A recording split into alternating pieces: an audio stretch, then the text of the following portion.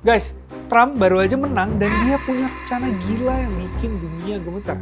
Sekaligus bisa bikin ekonomi Indonesia kelimpungan. Apa itu? Yakni kebijakan tarif Amerika yang baru. Jadi gini, Trump itu intinya kayak pengen ngeblokir barang-barang dari luar biar susah masuk ke Amerika. Tapi beda sama yang dulu, kali ini tarifnya kagak ngotak. Bayangin, semua barang dari Cina contohnya bakal kena tarif sampai 60%. Dan yang bikin melongo, khusus buat mobil listrik Cina, tarifnya bisa sampai 200%. Gila gak tuh? Ini tuh kayak Trump ngajak Cina perang dunia 3 kali ya. Tapi, bukan cuma Cina doang yang kena getahnya. Semua negara di dunia, of course termasuk negara tercinta kita, Indonesia, bakal kena tarif yang bikin melongo 10-20%. Nah, ini semua berujung ke satu pertanyaan yang ya bikin kita agak deg-degan.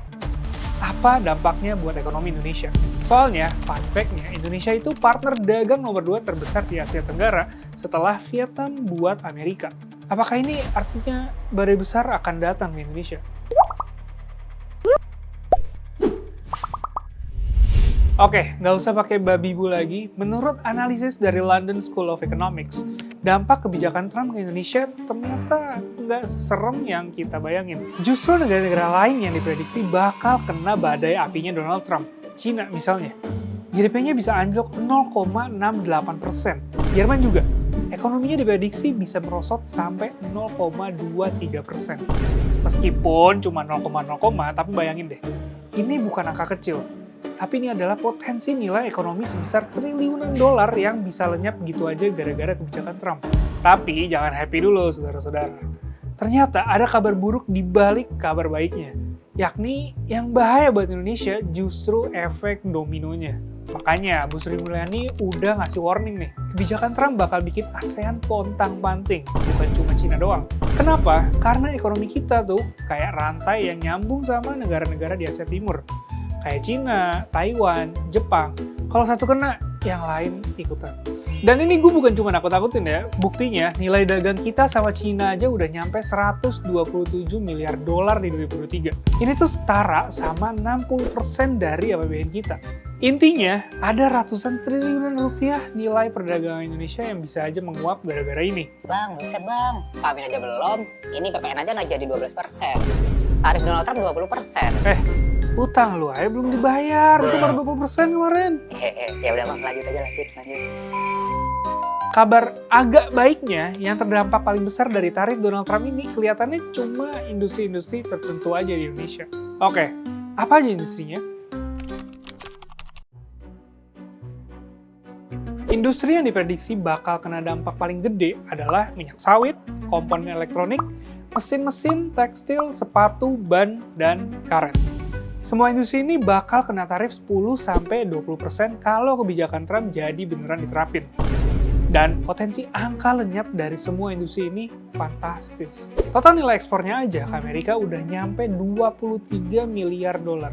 Nah, tapi guys, ternyata ada yang lebih ngeri lagi. Trump ini kan orangnya nggak bisa diprediksi ya.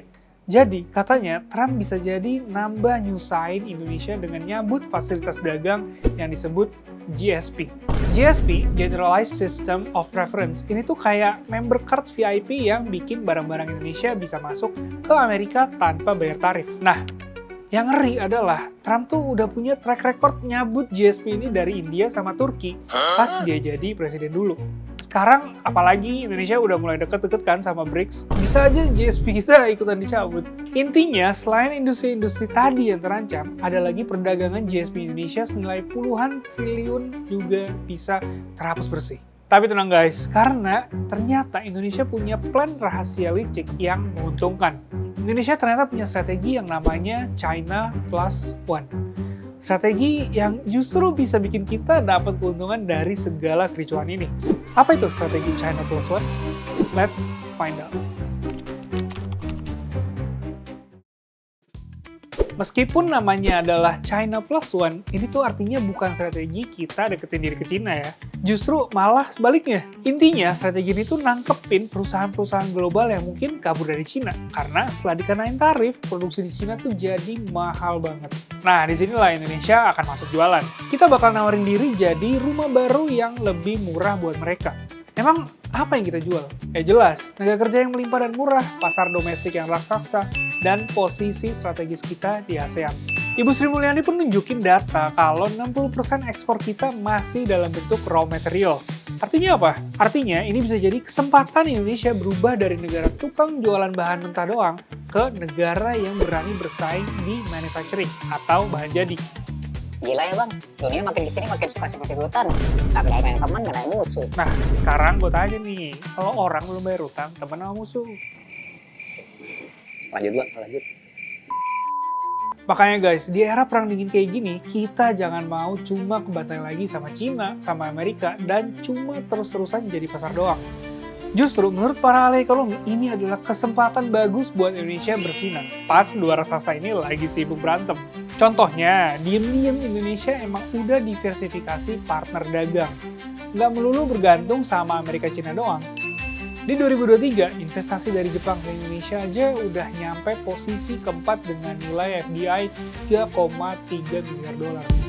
Di ASEAN, Indonesia juga masih jadi kakak pembina yang disegani. Kita nggak takut-takut amat lah sama klaim Cina di Laut Cina Selatan. Beda sama Vietnam atau Filipina. Apalagi presiden kita sekarang begini. Tapi emang masih ada PR besar di manufacturing lokal kita. Udah saatnya kita bikin industri yang lebih canggih.